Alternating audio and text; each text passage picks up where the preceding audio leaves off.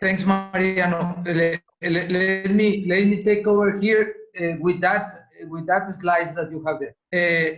In fact, and John, as you know, John, you have been working with us since a long time, so you know that we have been advancing in this. But we have a strategic plan, and right now we created from this idea of the South Sonora ecosystem a group of business that have a national recognition and have international scope. I will share with you. Let me Sure. share with you a presentation. Go ahead. I have here. I'm releasing the control so you can share your screen. Yeah. Thank you.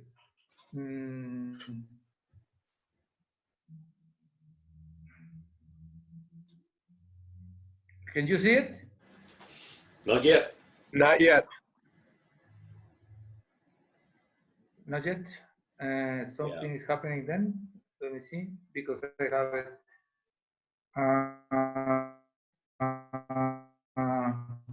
Compartir. Okay, here. Let me see. Oh, it's in Spanish. Let me see. Wait a second. No. I don't think this is it.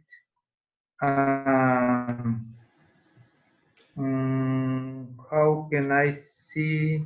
In the lower bar, Lower bar, okay. It should be a share in green. Share screen. Yeah. Green, green button. Click on that green dot that says share.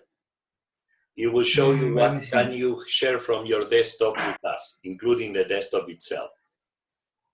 Let me see here. Okay, yeah. I think it must be in English, the interface. But, here. Okay. Sure. Yeah, here. Perfect. Can you see it now? Now, yes. Yeah. Innovation Yes, okay. ecosystem. Go ahead. Okay. So this is the path of disruption. Disruptive companies, 7 sectors and 8 companies, impact on the ecosystem. So this is a little bit of what I show in concrete examples. I spoke in a general terms. This is some of the companies that are working with us.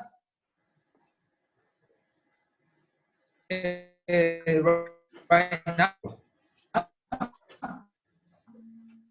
in different We have a little echo.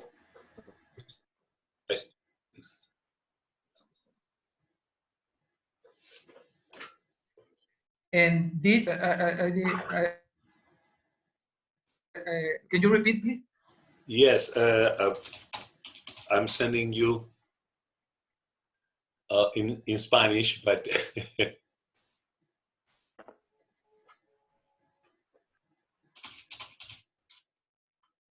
so your message has a little echo, but you can share for sure. Okay. Now I hear you. Okay, I think that there was something reverberating. Let me go back to the presentation. Sure. Something happened. Okay. Now, it says, we are disruptive companies that through collaboration transform our community and increase the capacity to penetrate international markets.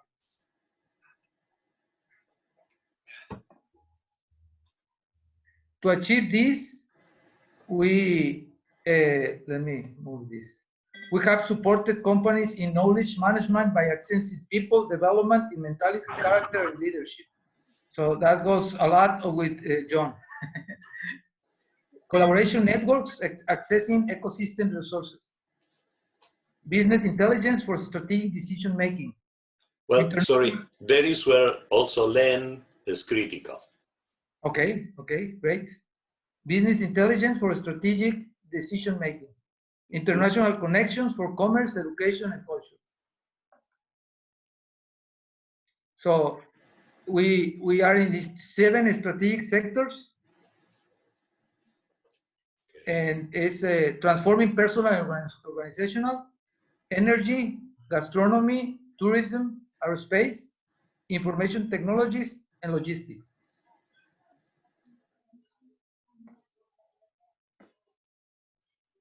This is the companies, Cute Aerospace. I won't go for each one. I will send you this in order for you to have it. Perfect. Yeah, Gonzalo, that would be very helpful to actually have the slides. Okay.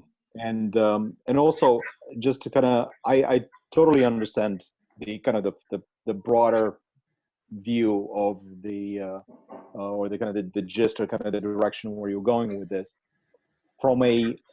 And there are some comments that I think would be appropriate at this point. Number one is actually in terms of the kind of the nuts and bolts and what I would call kind of the data that it would be unified or uniform across the border, because right now the data that we have is for the continental US. That means the lower 48 states, Arizona included. There is data that we have that is location data, there are conditions, determinants, all kinds of things. And this would be something that probably will be a separate conversation in terms of kind of what we have, what you have, and how do we actually make it seamless. Because this is a comment that Mariano made up front, and I think it's a critical statement. For this to be indeed a mega region, it needs to be uniform. I mean, we cannot have two totally different patches of data, even when we're talking about with the customers or with the clients or with the companies that are within this region. So having this uniformity is the first tactical piece, but I think it's a critical piece. And in order to get to that, I think that the first thing is to basically kind of share what we have, where we are, what do we have in terms of the data, and how do we make it one, so that it can seamlessly translate. And again, it's not. This is a comment that I made to Mariano last time we talked. I will make it again. This is not about English versus Spanish. It's about the language that the companies or the people within the company are accustomed to. There's one conversation and one language that it's going to be that it would resonate with somebody who's the CEO of the company, and it's something totally different with somebody who's in operations or logistics. So whether the conversation is strategic or tactical or depending on the industry segment, they're all going to have their own particular areas of concerns and priorities, and depending on those priorities, then that's where the language comes in, because that's the thing. So if you hear me say about language, it's never about English versus Spanish. It's always about where is in what industry segment and to what end. Because to me, language means it's a means, it's a tool. So that I think it's important to actually and this is a second tactical thing, I think it's very important to actually have a running list of definitions so that we have the same language, because a lot of times, and again, it has nothing to do with English or Spanish or US versus Mexico. I'm telling you, just in my personal experience with the companies here in Chicago, that when we go from marketing to sales or from marketing to technology, the language is different. And people have a different understanding of those words. So having defined definitions, I think it's a critical element. I'm just flagging based on the experience that I've had time and again. Great. And obviously the definitions, not only in terms of language, but definitions in terms of data. And that would be the kind of the starting point. The second, so with that aside, now we're getting into the two areas. One is the strategy and then the tactics. And from a strategic standpoint, there are going to be different elements. There are going to be things that would have to be addressed not only by industry, and you highlighted the 6 or 7 sectors where like the tourism and food and so on. There's something specifically for food that I'm going to show you that I think it's relevant, that we've done with with Italy. Obviously, we're not talking about a region. U.S. and Italy are one big ocean apart, but when it comes to food, Italy plays a critical role in the kind of the food ecosystem in the U.S.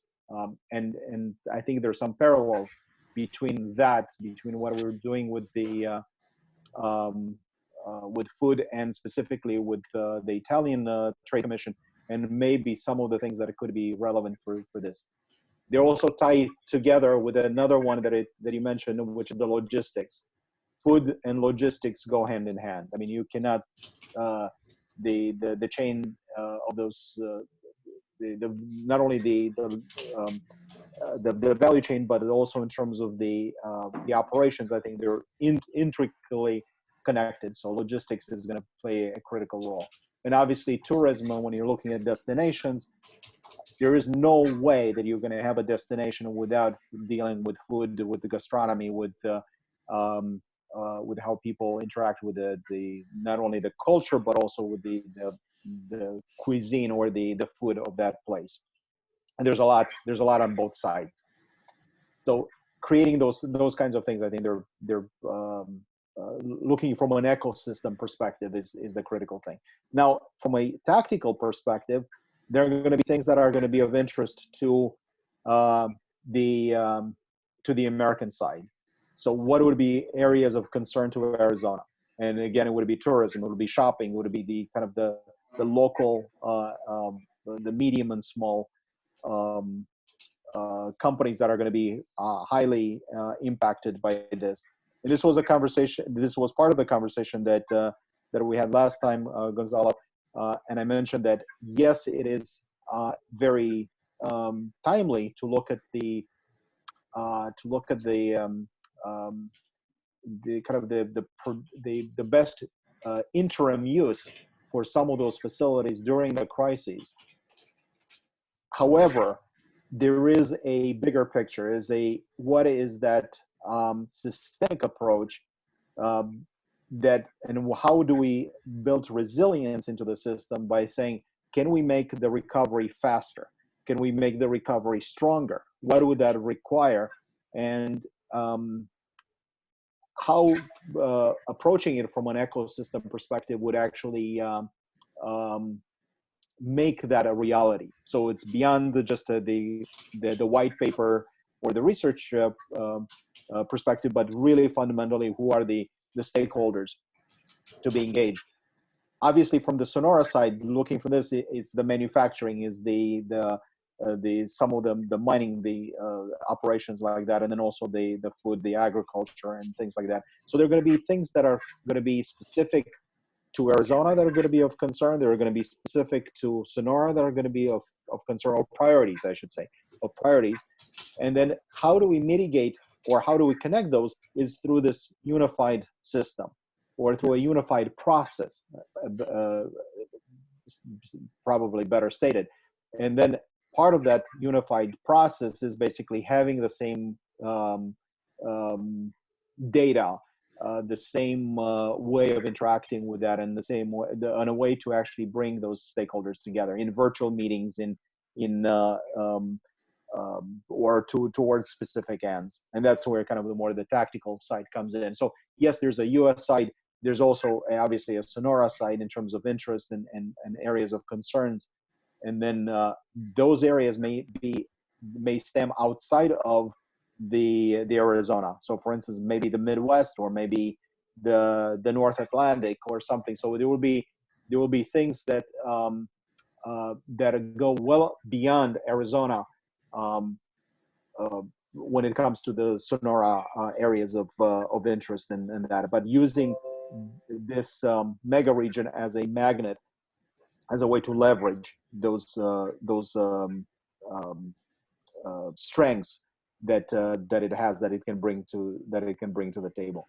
And then obviously there are all kinds of other issues in terms of private public sector, the security, the border, I mean, there's a lot of other issues that are going to have to be integrated into this, that it would come up. I mean, obviously having that border right in the middle, it's the elephant in the room, which basically means that whenever there's going to be a conversation, that will be a something that not only that cannot be ignored, but it has to be fully addressed, whether it's for food safety, for logistics, for sharing information and knowledge and resources across the border. I mean, that is obviously something that will be integrated into the process. And then finally, who are we aiming? Because there are going to be companies that are going to be separate tiers. There's going to be a tier 1, the major companies, and then there's going to be a tier 2 and tier 3, the medium size and the smaller companies that clearly are going to be best suited for local for the local ecosystem. And what local means, it may mean a mile in some cases. It could be a 20-mile or 50-mile or whatever that is, depending on the type of company, the ecosystem in which they operate, and so on.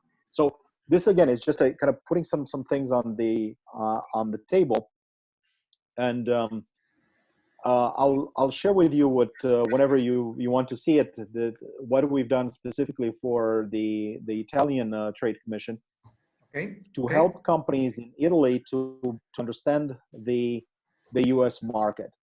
So this is specifically for food, and this is the data that we have. This is everything that you see here is actually done with the tools, the data, and the resources that we have. And the separate thing that I'm going to show one thing, let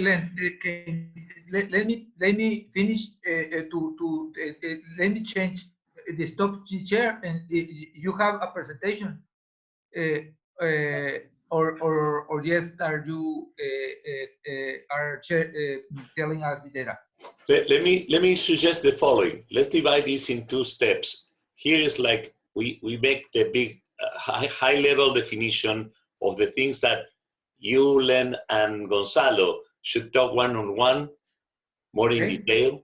So you have more time to analyze. But I just wrote down things that Len added on screen, and I will share that with you about the 2 sides. I tried to put the match of the things that I heard, and I arranged now so you can share. Everybody can share whatever you have in the screen. So whomever takes next takes over and shows whatever they want to show. But the idea is to just arrange like a series of topics so you can talk about my humble expectation was identify some critical chain. We can work together, because if we can get one area in which we can make people participating engage, the second one is going to be much easier. So it's up to you to identify which one offers the best guarantees, because of course you both know, and particularly Gonzalo knows, who's going to be coming to the session, and Len can suggest who should be coming to the session. So let me yes, thanks, Len. I totally agree in the 4 points that I wrote down that were critical. The definitions in terms of data, I think that should be our language. The second one, unifies process, seeing the mega region as a single element that is related with specific results that we would like to have, and how should we connect to each other. The third one, having the stakeholders together and speak,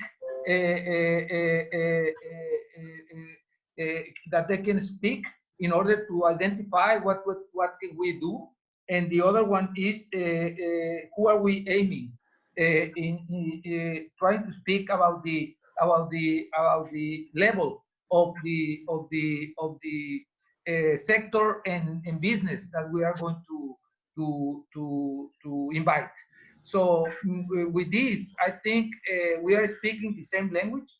I think I agree with Mariano in the sense of we have to be very specific right now in order to show what we can do.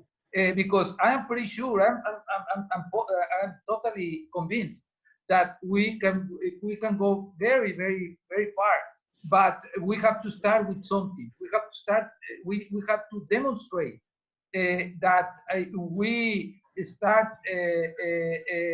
relating in a big plan, but starting with specific achievements that will be very, very useful in order for others to start adding up to this effort. So I think concluding this part is, I think what you are saying is totally, I totally agree. The second, I think we must identify the scope of our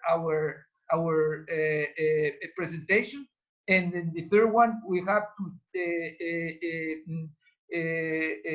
identify how we are going to start this process. Because right now, as the program is presented, we are our idea is like it's like start generating waves, a first wave and a second wave and a third wave. So and as you said, and I totally agree, we must identify how we are going to get out of this crisis and generate better systems and faster systems and more with a very precise solutions, etc. I totally agree with that. Perfect. So one thing we can do is, if you want to present the big topics, and we can schedule a meeting between you and, I wasn't able to connect because I don't have Len on WhatsApp. Len, do you have WhatsApp or? Hello, Len? No, I'm not using WhatsApp, and actually the sound is very poor. Let me see if I can connect with my phone instead. Oh, Because, it's not for now. It's for you to connect with Gonzalo directly. No, I totally understand. I'm just saying that even now during the conversation. Oh, okay. So the other alternative I can offer you is Zoom. I can enable a Zoom room for you, the two of you, so you have extra time. Because my impression is I can facilitate if you want, but I think that you can go further if you have a one-on-one. Or correct me if I'm wrong. Maybe it's not. Maybe we can do it all at once. But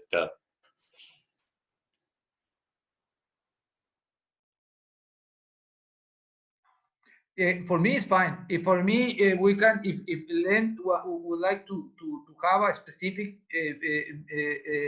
session, I think there are a lot of things that we can, like in terms of the data that we have, which are the specifics that the specific questions that he would like to answer. So for me, it's okay. okay.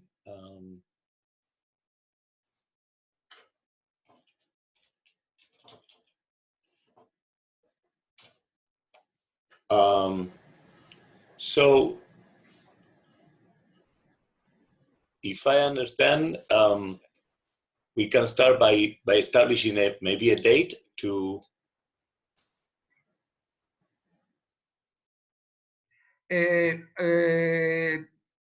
For me, it's better on Tuesday or Thursday. Okay, let me go to the calendar, and that way you can have, let me share the calendar. Join the meeting. Hi.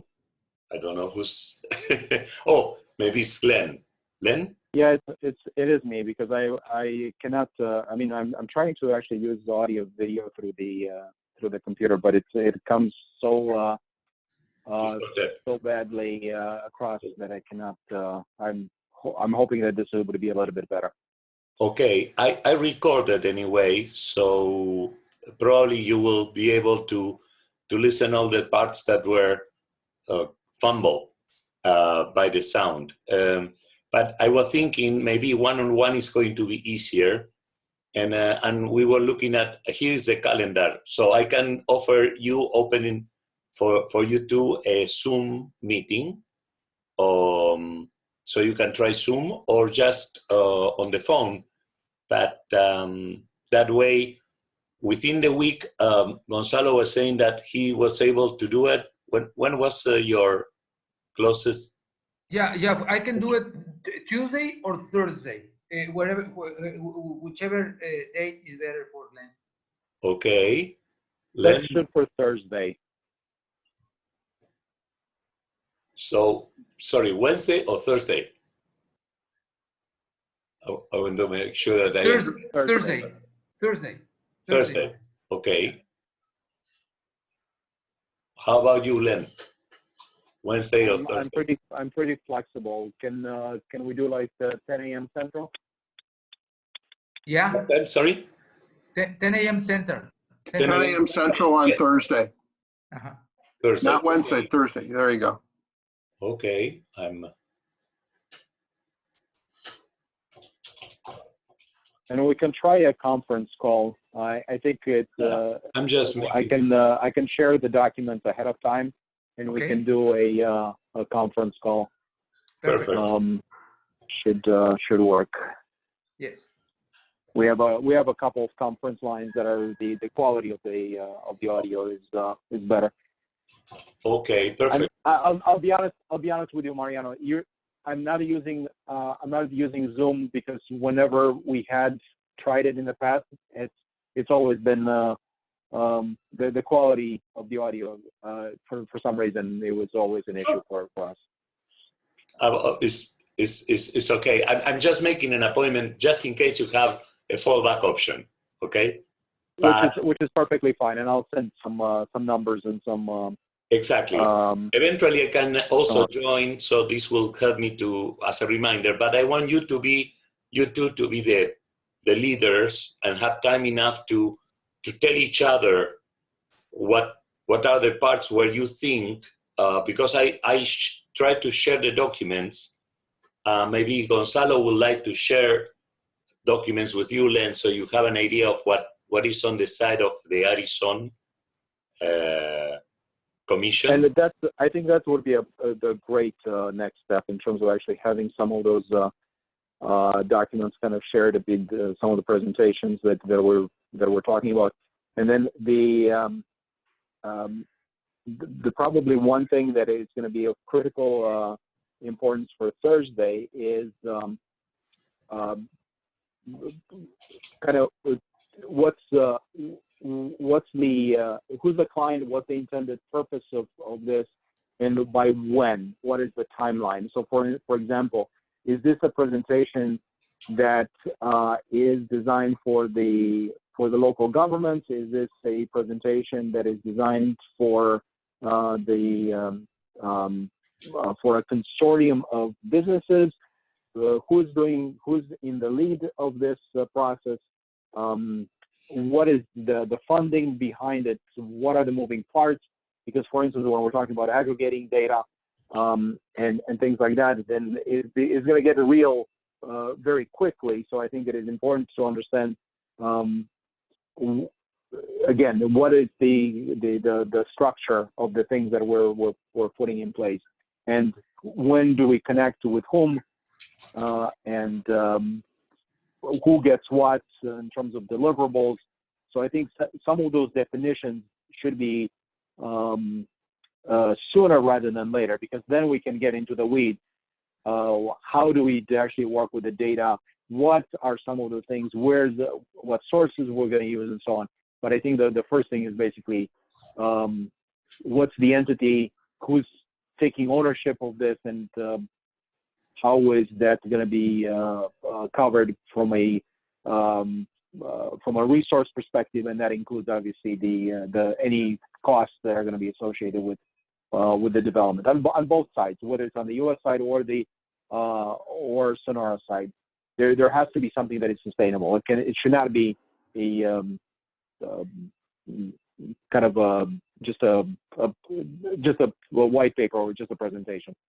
Yeah. To be successful, it has to be properly managed, properly funded, and with specific goals. That's what I think it should be addressed by the next. Exactly. Call. Let me introduce a couple of information before that I think are important. One is our immediate step is precisely gathering participants who are both in business, local government, and the consortium is the Arizona Sonora or Sonora Arizona Commission. And there are things that Gonzalo can explain to you directly much better. But I would add the following, which is not a minor thing. I was involved in an Arizona meeting right before, two days before today. And no, on Monday, sorry, on Sunday. Oh, it was a strange moment today, and it was basically about funding.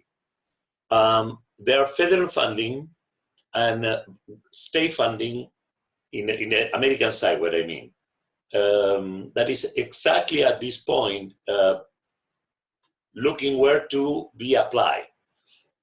I'm working with Argentina, where the International Development Bank is going also to apply funding to an effort we are doing to transform hotels in Buenos Aires into hospitals. The city is commanding this process. But of course, we have to present a plan.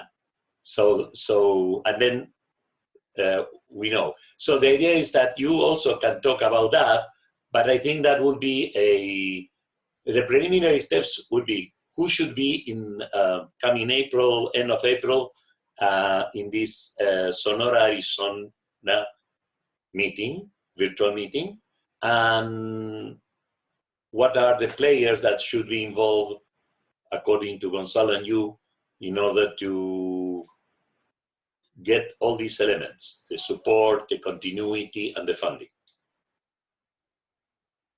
Okay. Yes.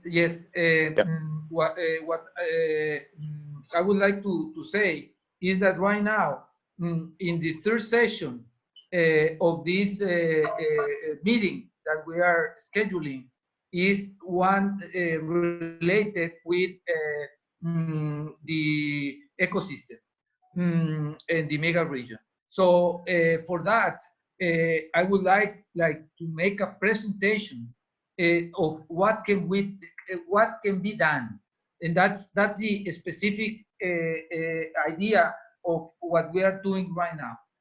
It's like saying in Arizona, Arizona is doing this, Sonora is doing this, and together we can do this. So that's like our main target.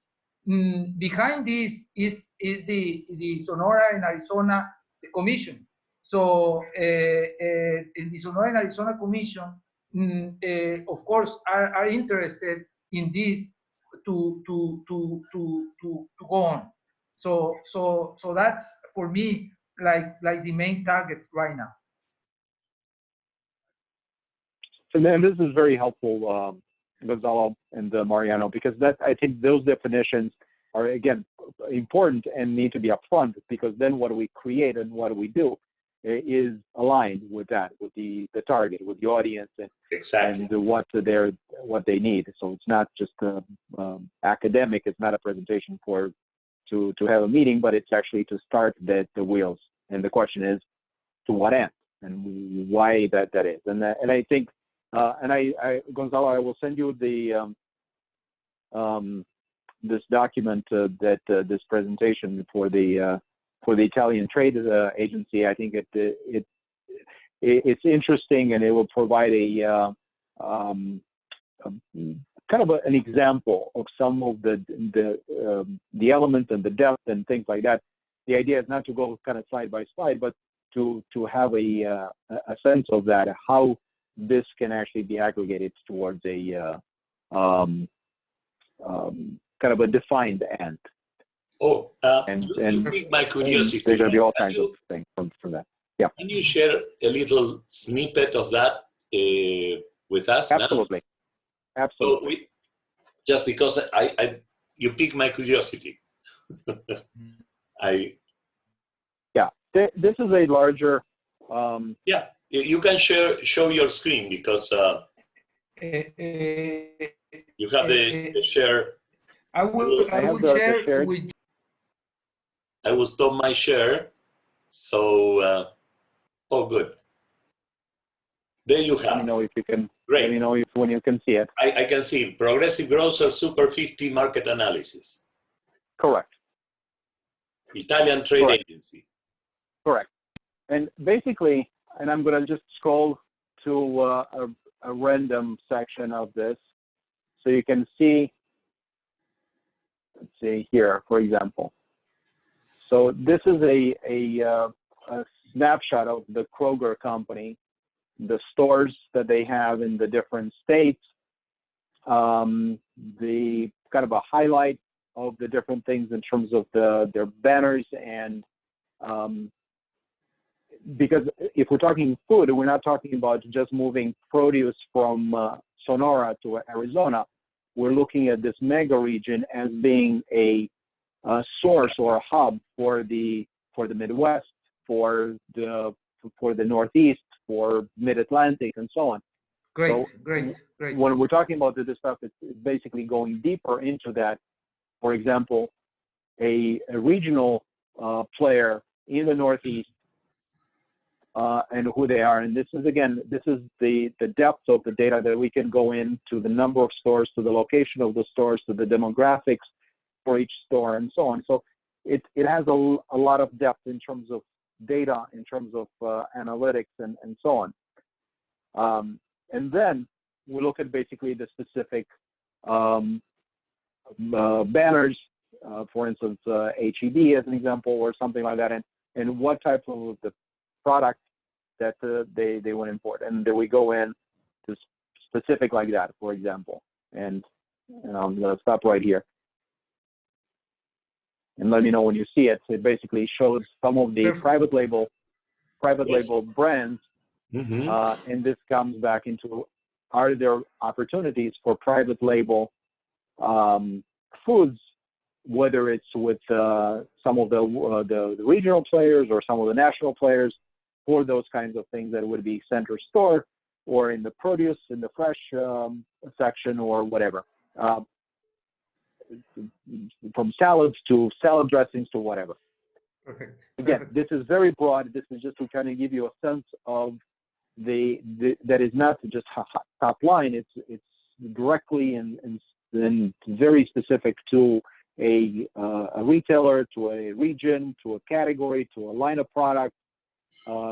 It goes very deep into that, and this is why I was saying that once we get engaged with specific companies in the manufacturing, in the food manufacturing or food retail or food distribution, then it is going to get real very quickly. And exactly. Something like this, when you're talking about a research about the market and specifically how it applies to, let's say, foods from Mexico, we can draw a very quick parallel to the things that we've done, for instance, with the Italian Trade Commission and with the media, with the trade and the business-to-business media in here to support that. And this becomes a real project, and it's with real deliverables and with real leads for someone to follow up on. So this is not just a presentation, but to say, here's John at Kroger in Atlanta, and you should talk to John. or here's Mariano, and here's he's in Yes. LA, and you should talk to him about that. So it goes from the hypothetical to the real to an actionable thing very quickly. So again, just so you have a sense of what kind of where we're coming from and what we're doing here. And the idea with the mega region, it goes well beyond this kind of opportunistic, for lack of a better term, of reusing or adjusting for like kind of a short-term use, but to say, is there indeed can we generate a system or a way that there is that will and it's sustaining that will to engage and to play beyond the just one-off or we found a gap in I don't know, in the spicy salsa and something like that, and we know a company. And so instead of kind of the one-off, can we actually move towards that fundamental process and engagement? And that is the kind of the long-term play, and it's the kind of the heavy load over long distances. And this is where that private-public partnerships come into play, the infrastructure. There's a need for a road in this because there's a bottleneck. And, maybe Nogales is not the best way for this. Maybe there's another point of entry, and that needs to be redone to accommodate something like this, or for specifically for tourism, or bringing tourists from the U.S. to Mexico as part of it. So there's a lot of things that can start to ideate, but that's for the stakeholders to do. Yeah. Two things, Len. I think this is perfect. Is what we call designing from a strategic client point of view, target to a client. I would add that the opportunistic approach is inevitable in this moment because this is an opportunity, actually. Absolutely. Because everything is so uncertain right now that probably the most important thing is finding one area where the urgency of the crisis, and I'm quoting a colleague of you, economist, who said, never let a crisis go to waste. This is an opportunity like the one that the virus had to make through one thing. So the point would be, can you find with Gonzalo that series of lines? Because I think what you just shows Gonzalo and the people in Sonora possible targets. Now we have to see the conditions under which they are now. But I think it's a great beginning. It's a very tangible, concrete, specific way to look at that. Just to tell you that the players that are in the players that you will see in the document that I will send you are real players, and those are ready. They are right now. Every one of them have international operations, and as you must, as I'm sure you know, here Sonora is the number one. Exports 40% of the food export of Mexico. 14% of the total exports of food in Mexico, and is the only one that can export meat because of the sanitary status that it has. So all that has to do with horticulture, all that has to do with meat, all that has to do with fish, and all that has to do with shrimp and all that is we have it. We have it at the best level, and we have the contacts also. So and this would be a perfect defined application. It would be exactly the same type logic for tourism, and the same thing for the logistics. There are going to be several things that are going to be that can come from this from kind of this interaction that we're going to have, this back and forth, to basically and when it comes to the food and food retail and food distribution, we have probably the best data on the U.S.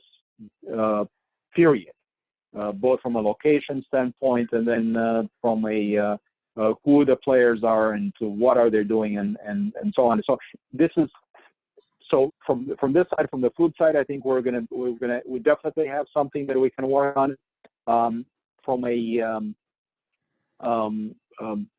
From the U.S. side, I can tell you that Arizona, I mean, looking at the data and looking at the things that are coming from Arizona, local tourism and Arizona being a destination and attracting people, again, it is not tied to the crisis, but it's more the long-term viability of from a kind of a system perspective. Is basically the tourism plays a critical role. And when you think about Arizona, I mean, you think of like, let's say, Flagstaff and Phoenix and Tucson and those areas. And then you literally cross the border, and 20 miles south of the border, you are in the Sea of Cortez, the Gulf of California. It provides some great opportunities for tourism, for cross-border tourism, that I think they're not currently being leveraged properly on both sides. Let me add a little ingredient of addition. I think there is a great opportunity for hospitality into addressing the crisis head on. Number one, because for the next 3 to 6 months, hotels will be in a very critical situation, but hospitals will be in high demand. We are transforming hotels in Spain and in Argentina into assistance centers. If both parts, the change can address that, they will immediately create a ground of trust and share standards as to address tourism when the crisis is over. But in this, there's a great opportunity to, let me put an example that is, I have been in Holiday Inns in one side and the other side of the border, and the same chain has very different standards. And by way of this crisis, having to assist people, for example, you have people that population of high risk of over 65 are usually tourism that comes to Sonora from US, and probably there is the same problem in the other direction. So they could be in looking for places to have temporary residence to be protected, and there might be funding for the hotels that can reconvert and receive these people, take care of them in both sides of the border. So all these are things, I'm just trying to invite you both to look at the thinking out of the box side of the possibilities, on top of the long-term logical outcomes. You have here, I mean, I can tell you, we have more people now. We are hiring people in Buenos Aires for hotels, which doesn't make sense. Who wants to go to Buenos Aires now? No, it's for people in Buenos Aires. We are moving people from neighborhoods over 65 who have to be away from children that are COVID positive. So that's a great insight. That's a great. And there is money from the government to pay for their stay. Yeah. So the hotel keeps working. But the guys in the hotel say, you know what? I don't know how to deal with grandma. Okay? So it's a different situation. And maybe we have to have some sanitary training, etc. Okay? So it's an opportunity, additional opportunity. Okay. Yeah, I think right now, looking at our specific targets, the workshops that we will have in next week, Mariano, is Yes. was is indicate in April 12th is April 14th, which Yes. is the is April 14th, the first one, April 16th, the second one, and in ours, Len, should be the next one, because we are in the third workshop. And so the idea first is to people start thinking on the possibilities, on the vision. Exactly. So exactly what you are saying. Hey, wait a second. Forget what we are doing. We can generate better platforms, and we can go further, cheaper, and better. And that's the first one. The second one is related with the opportunities, and the third one is with the answers, with the solutions. So our idea is move to present in the first part of that seminar what we can agree for the mega region and for the ecosystem. That's the idea. Perfect. Absolutely, and it's a step-by-step process. Yes, exactly. And it will be that. And then I think it's exactly right. Part of the part of this process, or part of the early stage of the process, is actually looking at the data, looking at the definitions, looking at how can that be streamlined, because that's going to build that confidence that indeed it is designed and built for the long term. It's not strictly the opportunistic. I totally agree with you, Mariano. If it can be leveraged to get momentum, or to build momentum and provide value short term, absolutely, and that is both for the audience, let's say for people over 65, and then also for the local operators, and for the economy in terms of actually keeping them engaged.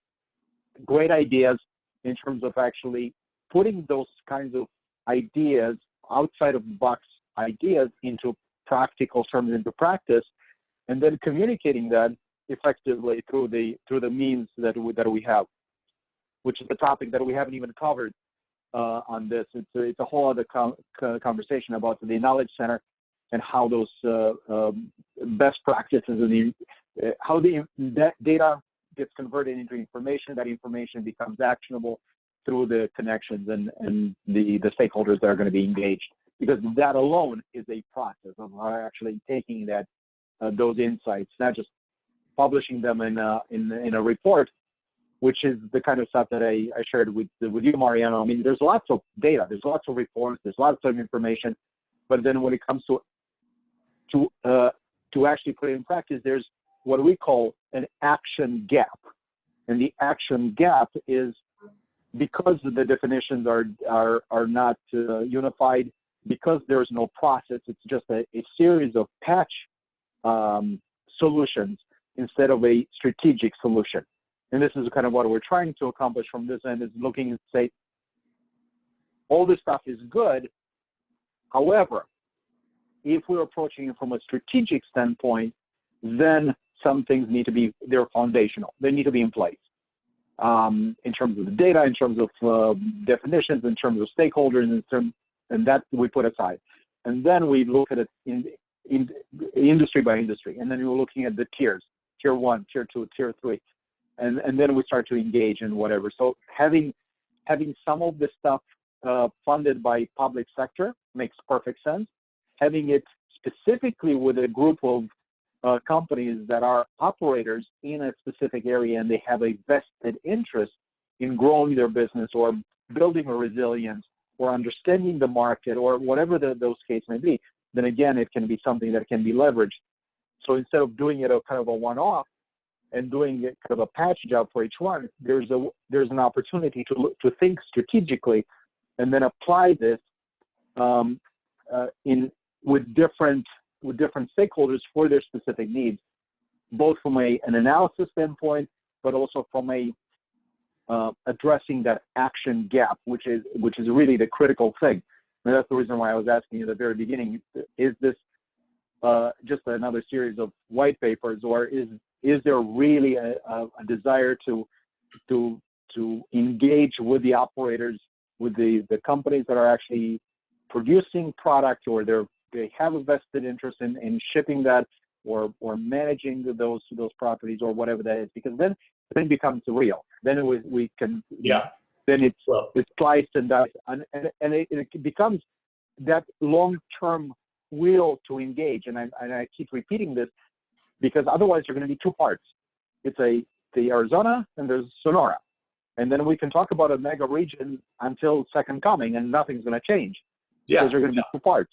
Exactly. So if there is indeed a mega region, then that should be the conclusion by this process. That is like, yes, it makes sense for us to be one, rather than, nah, we're just putting a sticker on it.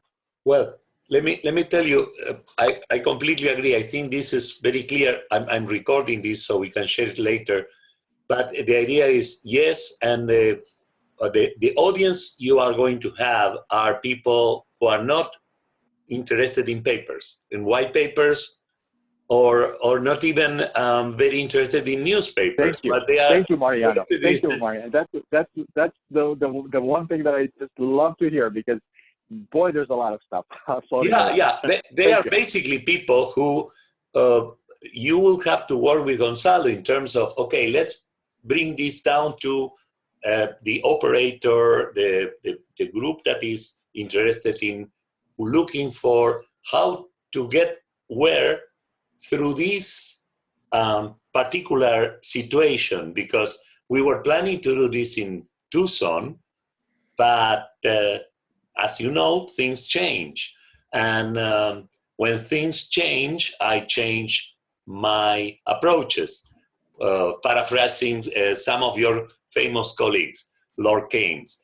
So the idea is this is an opportunity to really talk with business people, with government officers from both sides. We can invite them, but perhaps the two of you have to work out which are the concrete, specific things can be used, including examples, but very practical, that people can identify, okay, we can do this in order, the two first days, the two first rounds, we are going to make people talk.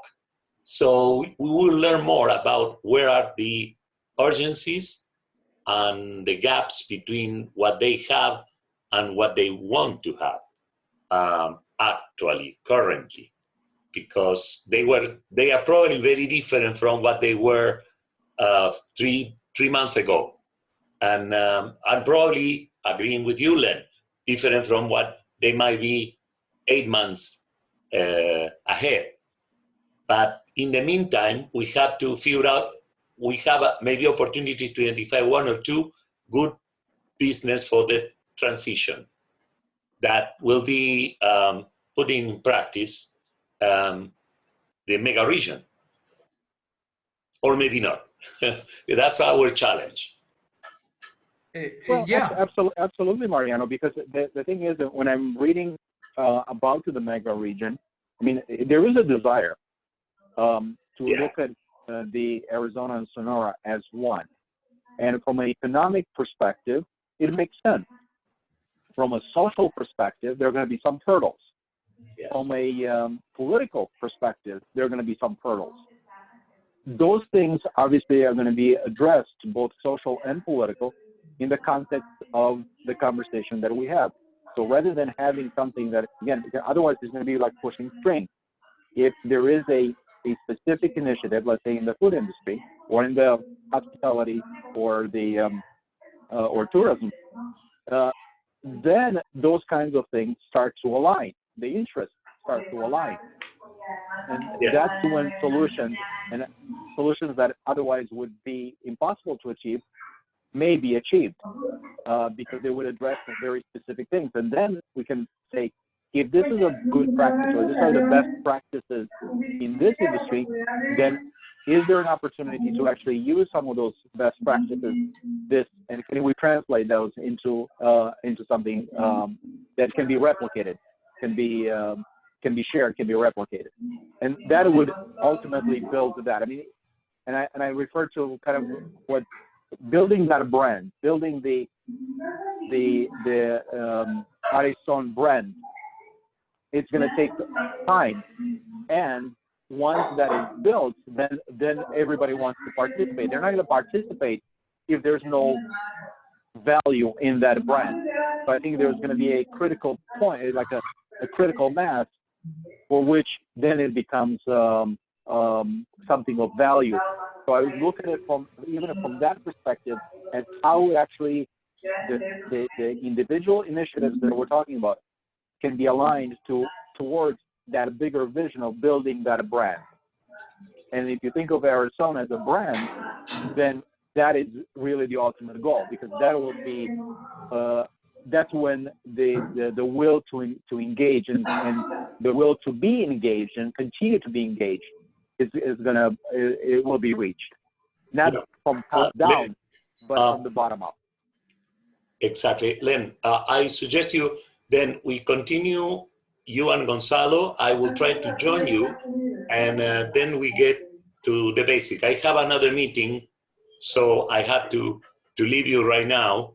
But I think we have already a very close plan to work with. Okay, perfect. Thanks a lot. Thank you so much. And see you. My pleasure. Looking forward to talking to you on Thursday. Thank you. Bye-bye. Bye. Bye.